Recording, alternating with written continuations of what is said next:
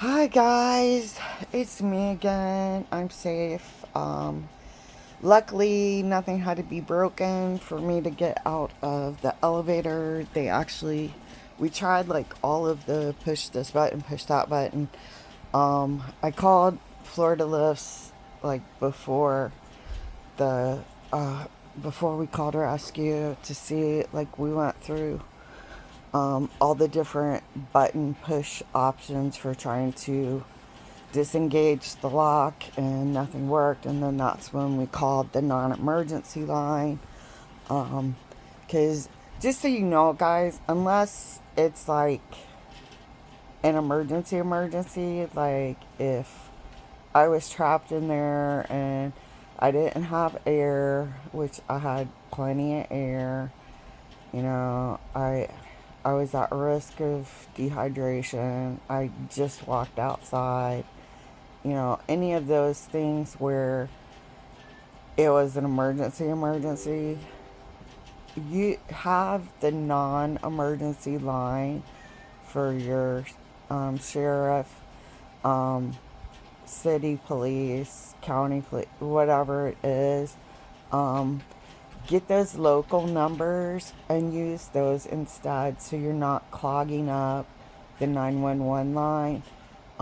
If it is an actual emergency, they can still put you through to dispatch, um, and dispatch will be able to handle the call without you being on the 911 line, which that's so important. I mean, down here, obviously, we don't have as many people, so it might not be as important. But if you live in a big city, it can be the difference between life and death for someone else. If you're trapped in an elevator, that's not life or death. Um, Whereas if a call didn't get through for someone having an acute allergic reaction where they're asphyxiating, can't breathe, you know, or going down, turning blue, that is a life or death emergency.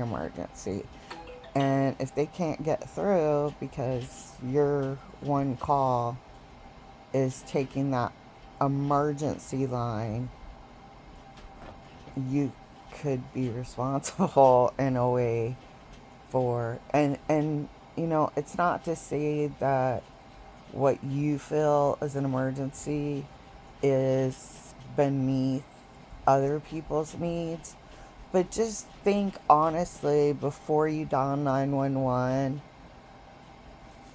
If you're thinking about dialing 911 and because something's happening, like your neighbor's annoying you, music's too loud, stuff like that is not a 911 call. Stuff like that is a local number call. Even, like I said, me being trapped in my wheelchair lift was not a 911 call. Um, for someone, it might have been, you know, especially if I was wheelchair bound, maybe.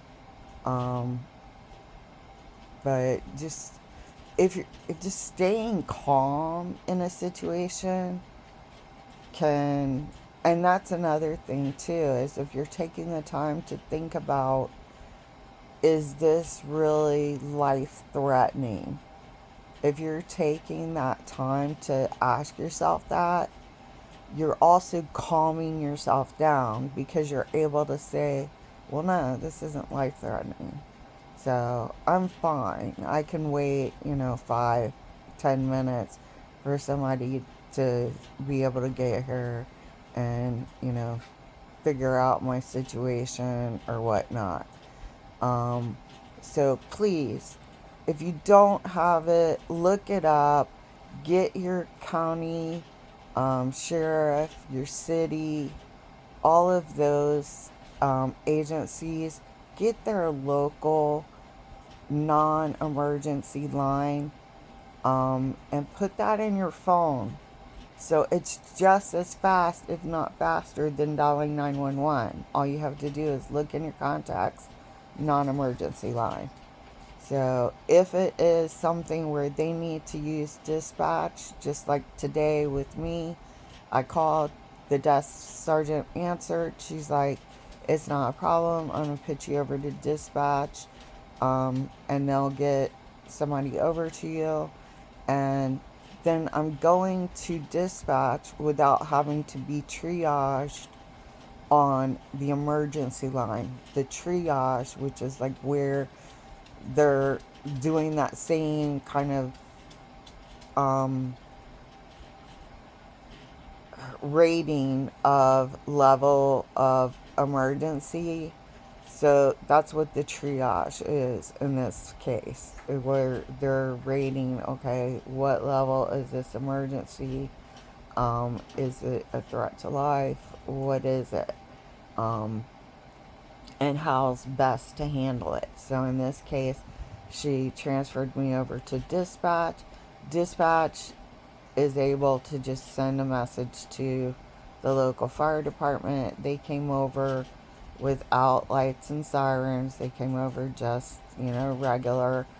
Um, Came in.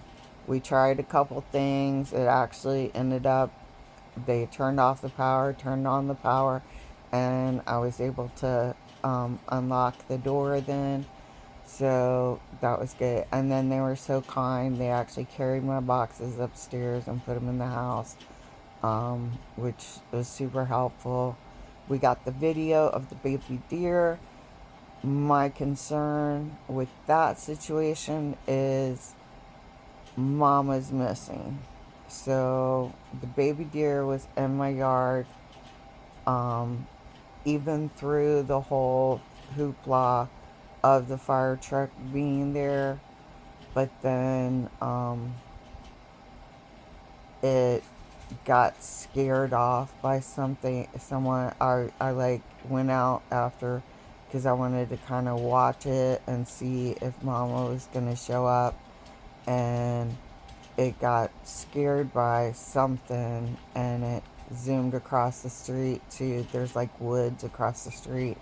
So I'm hoping that it went back to a nest over there, because sometimes like the mom will leave the nest to go and scavenge, and in this case the baby's been taken out once.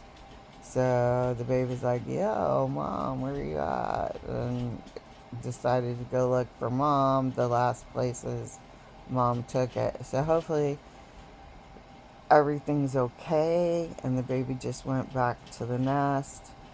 And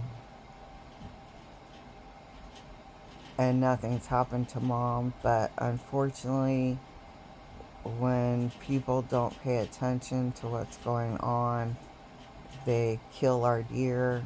There's less than 500 key deer left in the world, on our couple of islands that they're on. So if you come to the lower keys, please drive carefully and watch out for the deer.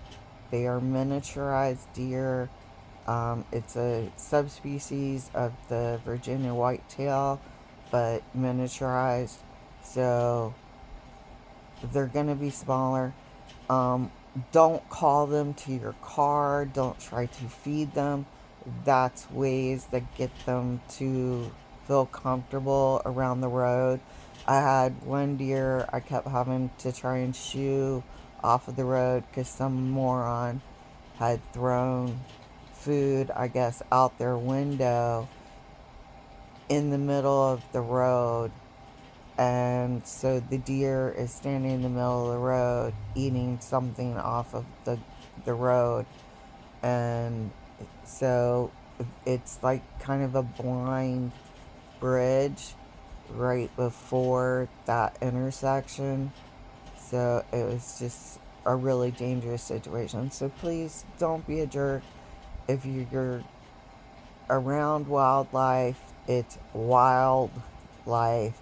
Don't feed it, don't touch it. You can be the reason why it ends up getting killed. So, thank you guys. I'm safe. I'm sound. I got some videos to make of some stones.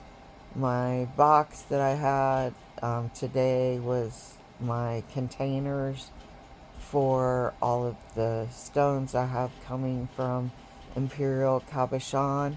And I still have so many Imperial Cabochon um, stones to show you guys today.